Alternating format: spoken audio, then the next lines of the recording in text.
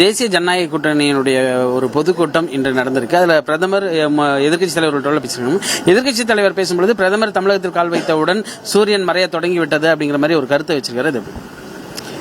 சூரியனை ஒருத்தரும் கையால மூடிலாம் மறைக்க முடியாது. எம்ஜிஆரே பாடியிருக்கிறார், 1000 கைகள் மறைத்து நின்றாலும் சூரியன் மறைவதில்லை. அதனால அந்த அவர்கள் தலைவர் எம்ஜிஆரே எடப்பாடிக்கு பதில் சொல்லிவிட்டதான் வச்சுக்கணும். இன்னொன்று, மோடி தமிழ்நாட்டிற்கு வருவது புதிதல்ல, இதுபோல அரசியல் பிரச்சாரங்கள் செய்வது புதிதல்ல. தமிழ்நாட்டு மக்கள் ஒரு நாளும் மோடி சொல்வதை ஏற்றுக்கொள்வதில்லை, ஒரு காலம் ஏற்றுக்கொள்ளப் போவதில்லை. அதனால் அவர்கள் தேர்தலுக்கு வழக்கமாக நடத்துகின்ற ஒரு டிராமாவை நடத்தி கொண்டிருக்கிறார்கள். தமிழ்நாட்டுக்கு வர வேண்டிய சர்வசிக்ஷா நிதி உள்ளிட்ட பல்வேறு நிதிகள் பெண்டிங் இருக்கு. ஆனால் இந்த பிரதமர் தமிழகத்தின் கலாச்சாரத்திற்கு துரோகியாக திமுக மாறிவிட்டது அப்படின்னு ஒரு பேச்சு பேசுறாரு. இன்னைக்கு தமிழ்நாட்டு முதலமைச்சர் அவர்கள் ஒரு ட்வீட் போட்டிருக்காங்க. எதையெல்லாம் மோடி ஏமாற்றியிருக்கிறார் தமிழ்நாட்டுக்குன்னு. நம்முடைய கல்விக்கு வழங்க வேண்டிய நிதியை வழங்கவில்லை. கடந்த காலங்களில் நமக்கு இழைக்கப்பட்ட அநீதிகள், துரோகங்கள் அத்தனையும் பட்டியலிட்டிருக்கிறார்கள். இது தமிழ்நாட்டு மக்கள் அறிவார்கள்.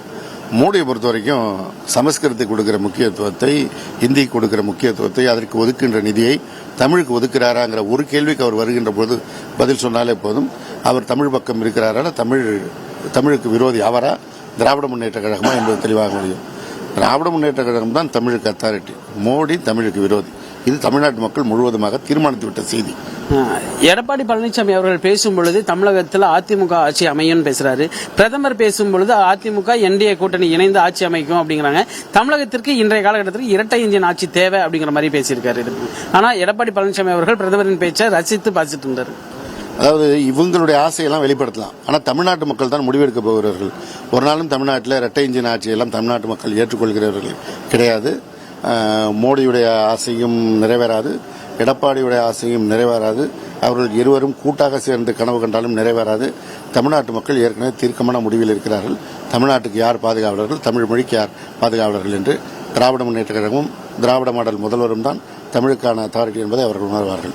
பிரிந்து சென்ற என்டிஏ கட்சியினர் எல்லாம் மீண்டும் ஒன்று சேர்ந்துவிட்டு தமிழகத்தில் மெகா கூட்டணி அமைத்துவிட்டோம், அடுத்து நாங்கள் தான் ஆட்சி அமைப்போம் அப்படிங்கிற மாதிரி பிரதமர் பேசியிருக்காரு. ஏற்கனவே அவங்க இருந்த கூட்டணி தான், இது ஒன்றும் புதிய கூட்டணி இல்லை. கடந்த முறை ஒரு தேர்தலில் இந்த கூட்டணி இருந்து, அடுத்த தேர்தலில் இந்த கூட்டணி இல்லை. இப்போ திருப்பி மீண்டும் ஒன்றாக இணைந்திருக்கிறார்கள், அவ்வளவுதான். இது ஒன்றும் புதிய கூட்டணி இல்லை. அதனால் ஏற்கனவே கிடைத்த ரிசல்ட் தான் இப்பொழுதும் அவர்களுக்கு கிடைக்கும், வேற ஒன்றும் கிடைக்காது. வசந்த் செய்திகளுக்காக ஒளிப்பதிவாளர் ஜெயநேசுடன் செய்தியாளர் வெங்கடேஷ்.